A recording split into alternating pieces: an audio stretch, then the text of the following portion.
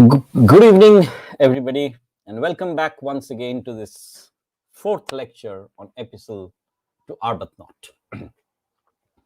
Snigdha, of course, as usual, has posted a very interesting question, which I'll sort of start with in this particular segment. I'll begin with Snigdha's question, of course. Snigdha asks me, Sir, Arbuthnot is wise, jovial, is a critical persona too. Yes, he is. He's not exactly jovial, he's wise, right? He's wise. He's also serious. At the same time, he advises what the particular nature of satire will be to Pope. Cibber, Harvey, Montagu, Theobald attacked those Milton Street writers too, who, according to the to Pope, know nothing about poetry, only to praise their patron. They wrote, "Sir, kindly elaborate the ideas of concept. Isn't an epistle to Arbuthnot a smaller version of Menippean satire?" Snigdha, let me come back to your question at the end of the poem. If you could post these questions tomorrow, then maybe it would be better for me to answer them, probably taking all of them together, right? Let me begin with the remaining part of the text, because I really want to end this today. I'm sharing my screen of the text. Right. And I hope you can see this. And we've already seen the two portraits. The first portrait was of Atticus, and the next was that of Buffo. The first was a false friend, jealous, and inimical to anybody who wants to rise. The second was Buffo, who is proud and who is extremely puffed up and will recommend only those poets who praise him.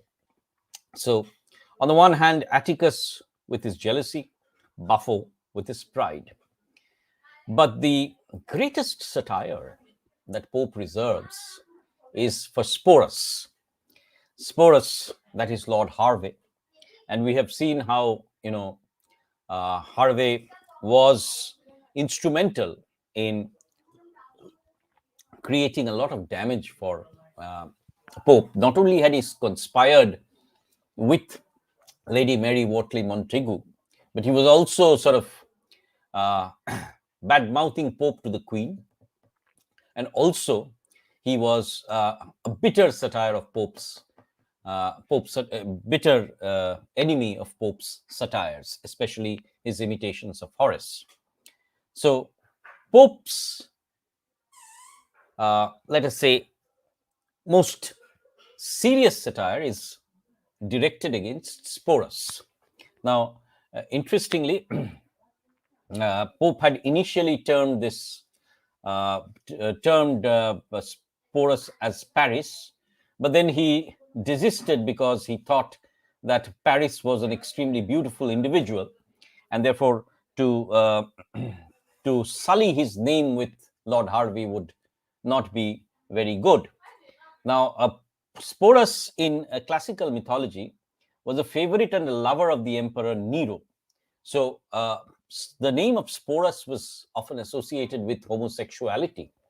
And Pope also brings the effeminate and bisexual Harvey as somebody whose sexual morality is held up for ridicule, right? So Sporus is seen essentially, or Lord Harvey is seen essentially as somebody who is corrupted to the very bottom, right?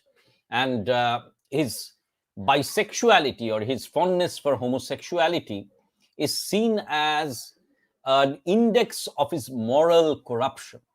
So if Atticus was jealousy, if Buffo was pride, then Sporus is actually a figure of corruption. Let Sporus tremble. And also homosexuality. What that thing of silk, once again referring to his feminine aspects. Sporus, that mere white curd of ass's milk. Now, ass's milk, incidentally, was commonly prescribed as a tonic in all weekly constitutions as being more thin, light, and easier of digestion. So, Sporus is, as it were, uh, extremely weak of constitution. He was feminine, and also, very importantly, Sporus was somebody who was extremely foolish, uh, associated with the ass. Satire or sense, alas, can Sporus feel? Who breaks a butterfly upon a wheel? Incidentally, this entire concept of breaking a butterfly upon a wheel is once again related with Sporus's uh, effeminacy and his homosexuality. Yet let me flap this bug with gilded wings, this painted child of dirt that stinks and stings. So, painted child of dirt that stinks and stings once again refers to Sporus's or Harvey's sexual corruption again. And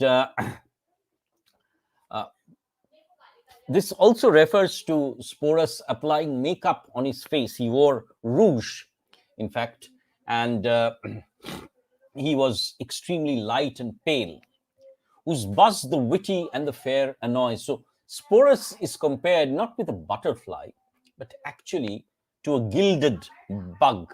It's a beautiful insect, it's vermin, which is corrupt. Yet wit never tastes and beauty never enjoys. So well-bred spaniels civilly delight in mumbling of the game they dare not bite. Eternal smiles his emptiness betray. Once again, look at the hyperbole actually, like Dryden uses in Mac Flecknoe. Eternal smiles his emptiness betray, as shallow streams dimpling run all the way. Whether in florid impotence he speaks, and as the prompter breathes, the puppet squeaks. Or at the year of Eve, familiar toad, half froth, half venom spits himself abroad. At the year of Eve here refers to the queen.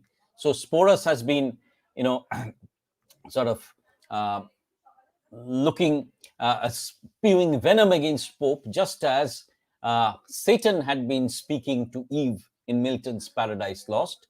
So also Sporus has been whispering into the Queen's ear against Pope, and he has only been whispering libel against Pope, criticism against Pope.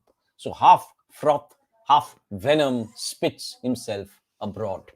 So Sporus is seen as the evil Satan in Pope's poetry, somebody who's downright corrupt because of his homosexuality and because of his falsity, of his evil within his character. In puns or politics or tales or lies or spite or smut, you see, once again, is associated with sexual license, is associated with dirtiness, or rhymes or blasphemies. His wit all seesaw between that and this, now high, now low, now master up, now miss, once again referring to the various sexual postures. So Pope is playing upon Sporus's homosexuality in this particular case. If you remember, I just said that Sporus was the consort of Nero. Now, amphibious thing, because he's already talked about Pope Sporus as a kind of a toad, that acting either part once again his bisexuality, so he can act either as the male or the female. Sorry, where did it? Right, the trifling head or the corrupted heart. Fop at the toilet in this case a dressing table. You remember Belinda's toilet. Flatterer at the board. So fop at the toilet, at the dressing table, he flirts. Flatterer at the board, in the board of directors, he's flattering. Now trips a lady, and now struts a lord. Eve's temper, thus the rabbins have expressed, the rabbis, that is the holy men, have expressed a cherub's face, a reptile all the rest. reminding us of once again of Satan, who had this angelic face, yet is a devil within.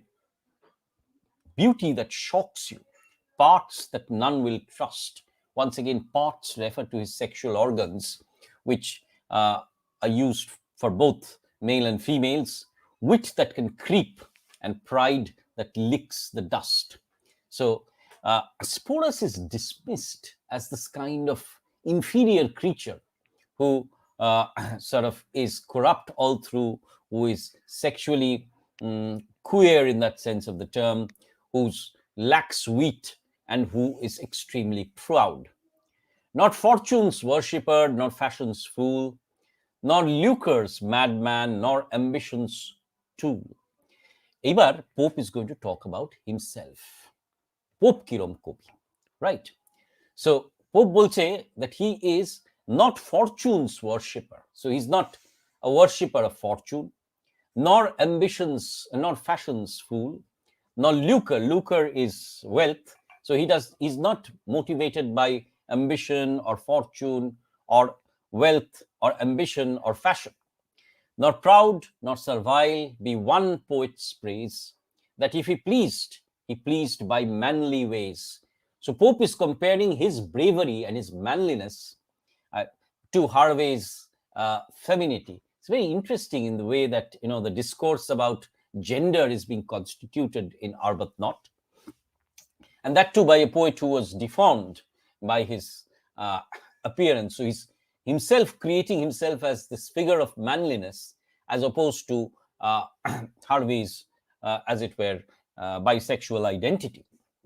That flattery even to kings he held a shame, and thought a lie in verses of prose the same. That not in fancy's maze he wandered long, but stooped to truth and moralized his song. So he's saying that he himself had only stooped to virtue and not to the king. The damning critic, he stood the furious foe, the timid friend. So he stood by the timid friend. The damning critic, half approving wit, the coxcomb hit or fearing to be hit. Laughed at the loss of friends he never had, the dull, the proud, the wicked, and the mad. So once again, this theme of friendship, he did not want, non-committed friends. He dismissed all wicked and mad. The distant threats of vengeance on his head, the blow unfelt, the tear he never shed. The tale revived the lie so oft overthrown, the imputed trash and dullness not his own. The morals blacken when the writings scape, the libel person and the pictured shape. Abuse on all he loved or loved him spread, a friend in exile or a father dead. The whisper that to greatness still too near, perhaps yet vibrates on his sovereign's ear. Welcome for thee, fair virtue, all the past. For thee, fair virtue, welcome even the last. So Pope is making this almost announcement that he's only, as it were, the servant of virtue, and that he will only himself, look at or serve not the king, but the cause of virtue. So the satirist, like Horace, Pope the satirist will be steadfast in his claim to virtue, right? So Pope is, of course, talking about the entire constitution of the poet persona, that Pope seems to be harping for the ideal satirist as compared with the pride, the jealousy, and the dirt of the other characters. Pope is creating himself as a binary of all these portraits. So there are actually, you could say, 4 major portraits here, right? 5 major portraits. Sappho, you have Atticus, you have Buffo, you have Harvey. All these are negative characters. So they embody each one vice. And on the other hand, you have Arbuthnot, of course. Sorry, I should have mentioned one more character. Arbuthnot, who stands for mediation, who stands for good sense, who stands for friendship, who stands for health. And of course, you have the figure of the poet who stands for virtue, the poet who stands against any kind of fame, any kind of power, and speaks the truth. That is Pope. So you actually have 4 negative portraits and 2 positive portraits. But why insult the poor? Affront the great. A knave's a knave to me in every state. So he says, whoever is a fool, knave is a fool, I will call him a fool. Alike my scorn if he succeed or fail, Sporus at court or Japhet in jail. So he's saying whoever is false, whoever is at error, I will criticize him, be it Sporus at court or Japhet. Japhet is a crook at jail, a hireling scribbler or a hireling peer. So whether it be a poet or a nobleman, Knight of the post, corrupt of the shire. Knight of the post is somebody who gives false evidence. If on a pillory or near a throne, he gains his prince's ear or lose his own. So one of the punishments for libel and other offenses was cutting off of the ear. So he's saying whoever does anything wrong, I will be the voice of protest. So the poet persona is not only a figure who stands for truth. The poet persona is also a figure who stands against any kind of vice. So the poet, the satirist, is seen as vital, as the kind of a guard, watchdog for any kind of vice in society. Yet soft by nature, more dupe than wit, Sappho can tell you how this man was bit. So Sappho can tell you how this man was insulted. This dreaded satirist Denis will confess, foe to his pride, but friend to his distress. So Pope is foe to pride, enemy to pride, but friend to his distress. So humble, he has knocked at Tybalt's door. So he's saying, I'm so humble that I have knocked at Tybalt's door, has drunk with Cibber, nay, has rhymed for more. Full trained slandered did he once reply, 3,000 sons went down on Welsted's lie. Welsted had once had lied in print that Pope had occasioned a lady's death, and he had also, suggested that Pope took money falsely. So Pope is now saying that I have had company with Theobald, with Cibber, I have rhymed for more, and I have even not responded to Welsted's lie. To please a mistress one aspersed his life, he lashed him not, but let her be his wife. Let Budgel charge low Grub Street on his quill, and write whatever he pleased except his will. Let the 2 curls of town and court abuse. Once again, the curl is as in the publishers. His father, mother, body, soul, and muse. So Pope refers to the satire against him that Harvey had once said, that Pope was base-born, that his father was a very ordinary individual, and Budgel, of course, had also abused Pope. Edmund Curl had also suggested that Pope's father was said to be a mechanic, right, rather than a nobleman. And Pope defends his father and says that every part of him was attacked. His father, his parents, his body. He was called a deformed crook. His soul, but he had not responded. Yet why? Why did he not respond? Why has he held moderation? Yet why? That father held it for a rule. It was a sin to call our neighbor fool. Fool. That harmless mother thought no wife a whore. So once again, he's suggesting that his father had created a kind of a value system for him, that he was not to abuse anybody, right? So he says that he has been trained and bred in a noble discourse rather than the crooked discourse of his critics. Hear this and spare his family, James more. Unspotted names and memorable long, if there be force in virtue or in song. So Pope is suggesting that my parents will be remembered as virtuous souls. I belong to a virtuous family, in contrast to these people who are extremely evil. Uh, of gentle blood, part shed in honor's cause. So his ancestors actually sort of fought for his country. Yet while yet in Britain honor had applause, each parent sprung. So both his parents were born of noble lineage. What fortune, pray, their own, and better got than best years from the throne. Now, Pope is saying that his father and his mother had earned their own fortune rather than Bestia. Bestia was a Roman consul who was bribed to enter into a dishonorable peace. So they did not forego their honor, they were honorable. Born to no pride, inheriting no strife, nor marrying discord in a noble wife, stranger to civil and religious rage, the good man walked innoxious through his age. So he refers to his parents here. No courts he saw, no suits would ever try. So he did not have any conflict with anybody, fought no legal battles, nor dared an oath, nor hazarded a lie. Very importantly, in those days, Catholics had to swear an oath that they had forsaken Catholicism. Pope's father never agreed to do that. He refused it, and he had to face the consequences.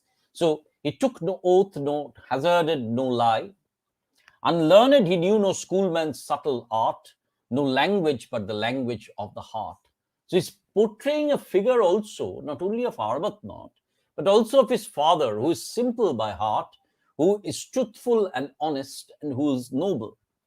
Healthy by temperance and by exercise, his life, though long to sickness past unknown, his death was instant and without a groan.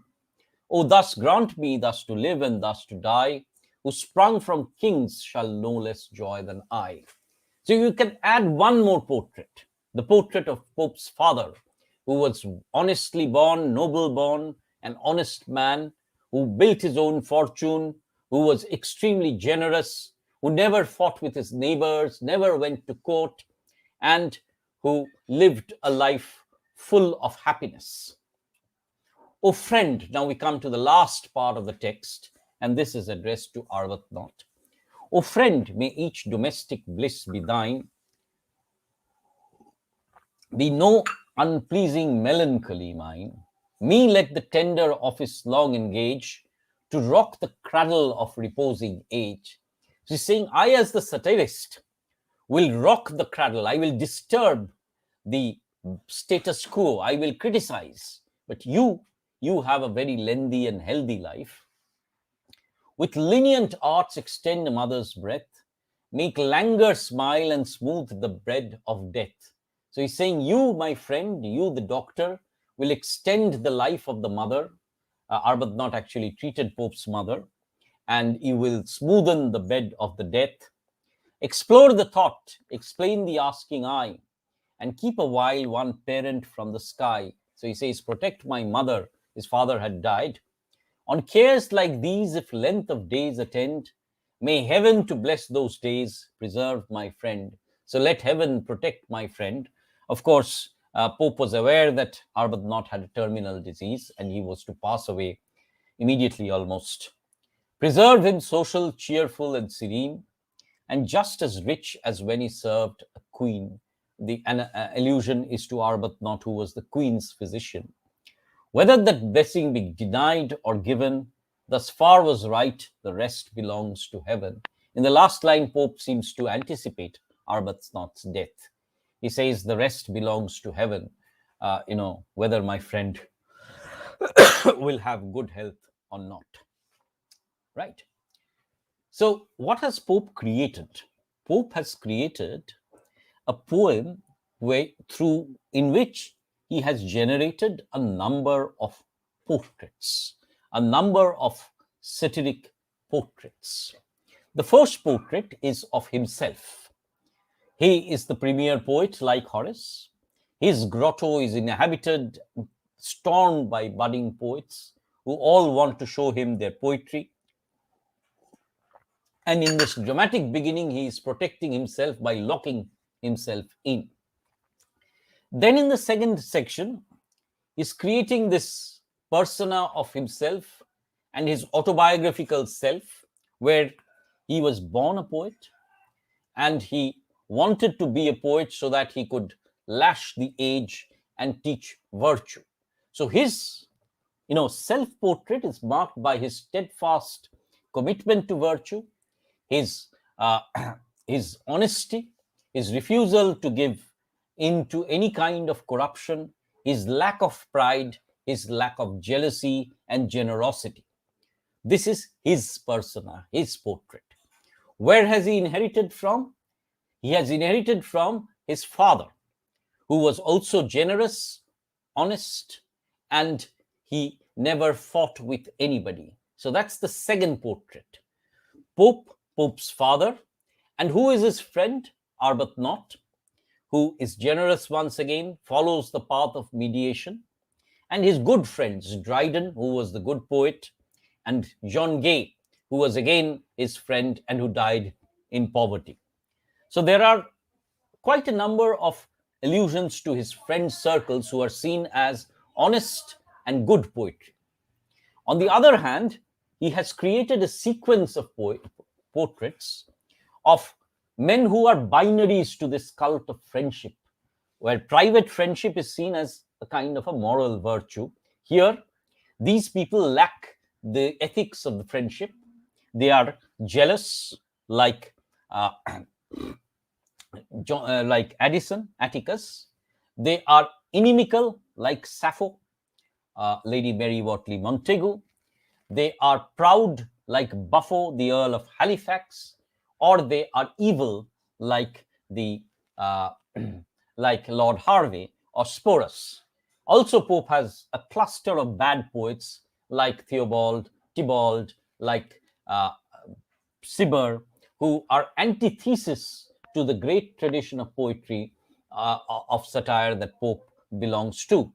So Pope is creating a kind of a binary system where on the one hand lies the portraits of himself, his family, his friends, who are markedly moral and who are poets who are committed to the cause of society.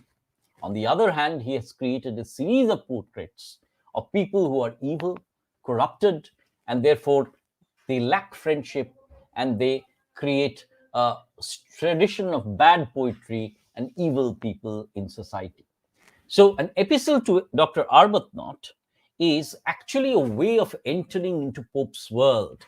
As I said, his only major autobiographical poem, where he creates this hierarchy of friends and enemies.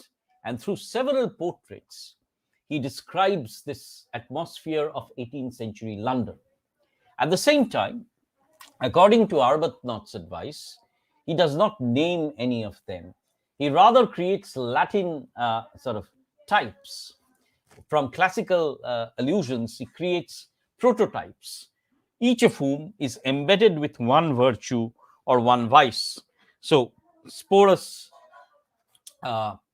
Sappho, or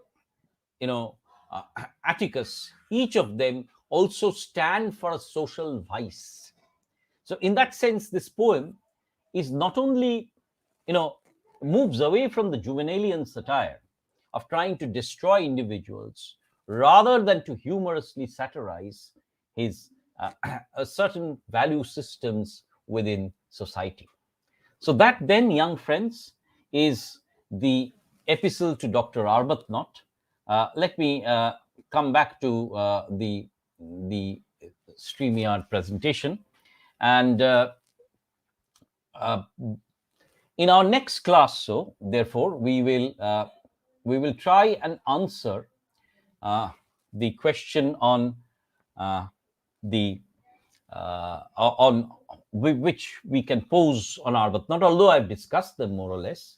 But this lecture will unfortunately not be on YouTube.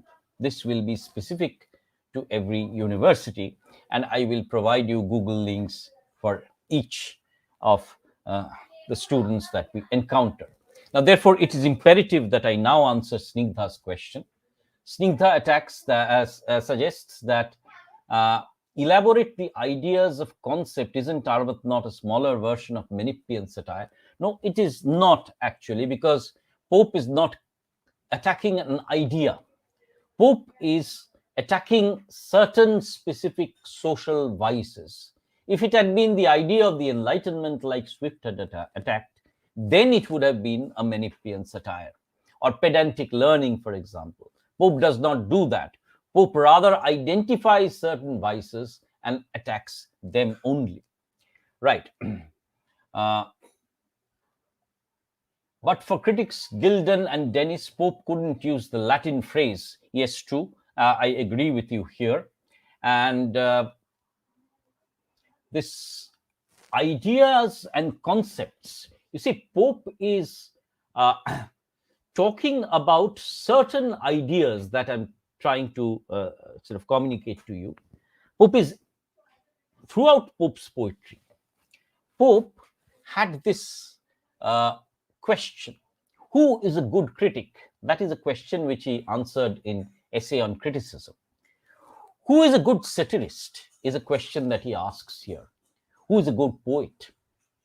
So he says that the good poet is not marked by ambition or fashion or patronage. The good poet is independent. The good poet is devoted only to virtue. And the good poet is somebody who is fearless and is a crusader in society. That is the idea of the good poet. The second idea and the second major theme is the theme of friendship. What is friendship? Friendship is generosity. Friendship is the capacity to love.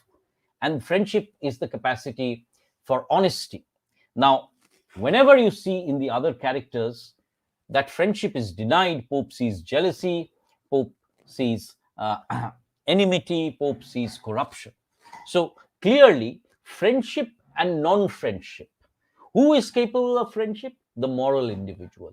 Who is not capable of friendship? The immoral individual. So in a certain sense here, the idea of friendship is also associated in Arbuthnot with the concept of let us put it this way, of immorality, right? So these are the ideas that I was trying to talk about, right? Anyways, thank you, Snigdha, for your questions. I'm glad that you sort of took so much interest. I will see you in more detailed classes where I will interact on Google Meet with individual students. So at this point of time, let me bring the YouTube lectures on Arbuthnot to an end. For all of you who have listened in, thank you very much. And I'll let you know the Google Meet links where you will ask your questions and I will discuss the questions on Arbuthnot separately. Thank you again, and good night, and have a good weekend.